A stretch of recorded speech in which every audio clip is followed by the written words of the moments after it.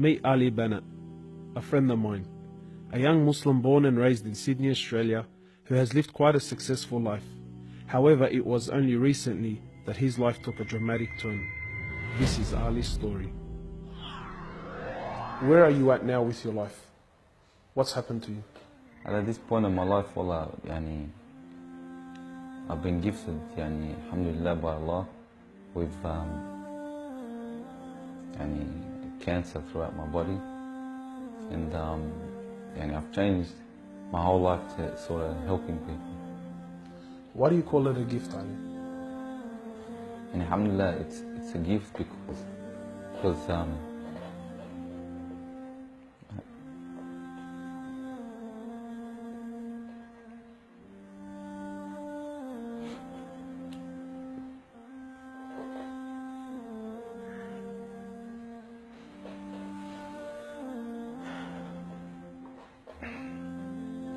and it's a gift because Allah's given me a chance to change. What has having cancer, what has it opened your eyes to? SubhanAllah, everything in life, even the smallest gift, like breathing fresh air.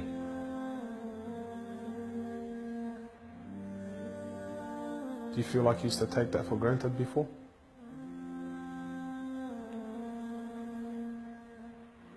How long have you had cancer? 4 months now. Ali was diagnosed with stage 4 cancer and given only 7 months to live. Upon finding the news, he immediately sold his successful business and was forced to reconsider the lavish lifestyle he was accustomed to. Everything was to change. Ali, what was your reaction when you came to know you had cancer? I got rid of my cars, got rid of my watches, even my clothes. I took them with me overseas and I gave them to a lot of people up there. Alhamdulillah. So I wanted to try to leave this world without anything. So you were on a mission to get rid of your dunya. It wasn't until Ali invited us into his room that we truly understood the luxurious lifestyle that he was living and the extent of the sacrifice that he was making. What's all this, Ali? Talk to me, explain this. It's a bracelet, costs about 60,000. $60,000. Yeah.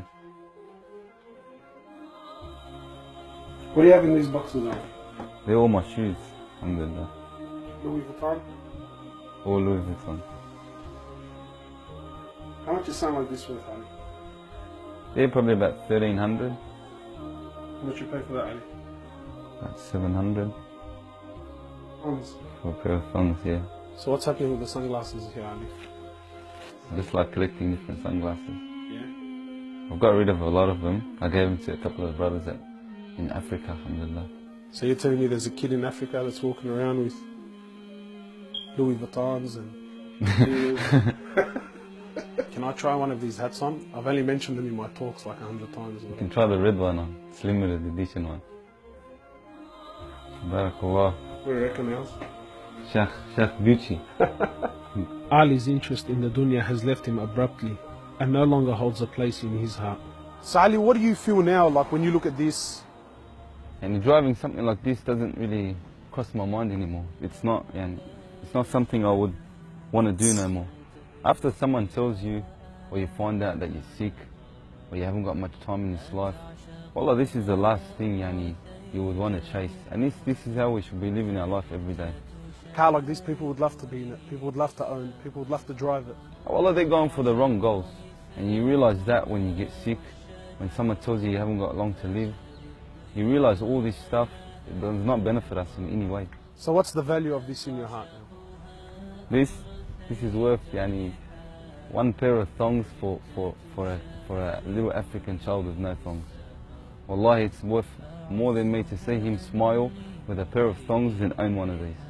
Wallah al-Azim. Ali has since dedicated the remainder of his life and wealth to helping those who are far less fortunate than him. After an emotional journey to Africa, Ali has established a charity titled Muslims Around the World Project. The organization wasted no time in the construction of a masjid and a school in Africa to serve as an ongoing charity for him when he finally has to depart this world. Well, it all started from when I went to the cemetery when a brother that has cancer passed away. And I was at the cemetery and I was just thinking to myself, you know, after you go, there's nothing. There's no one there for you. No mother, no father, no brother, no sister, except for your deeds. And even your money is not going to be there for you. So the only thing that's going to be there for you is a sadaqah. And that's the only thing that's going to help you gradually through your time in the grave till you get to the ultimate destination. As the reality of death further sinks in, Ali spends most of his personal time in preparing himself for his final meeting with his Creator, Allah.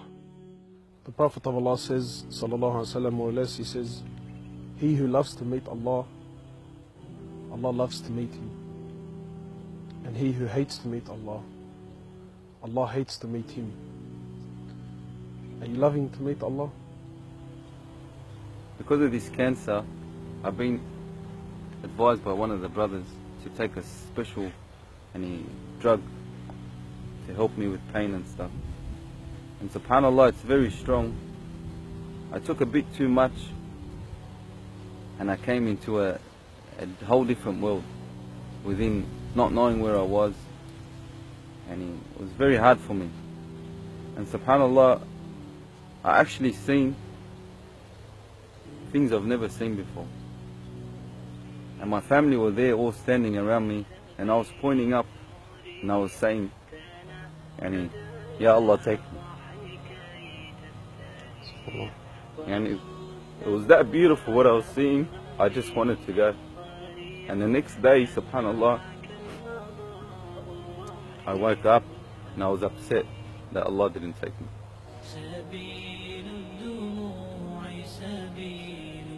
Well, I ask Allah subhanahu wa ta'ala to purify you and to give you shifa, to keep you around us for a long time. Allah, may Allah subhanahu wa ta'ala reward you.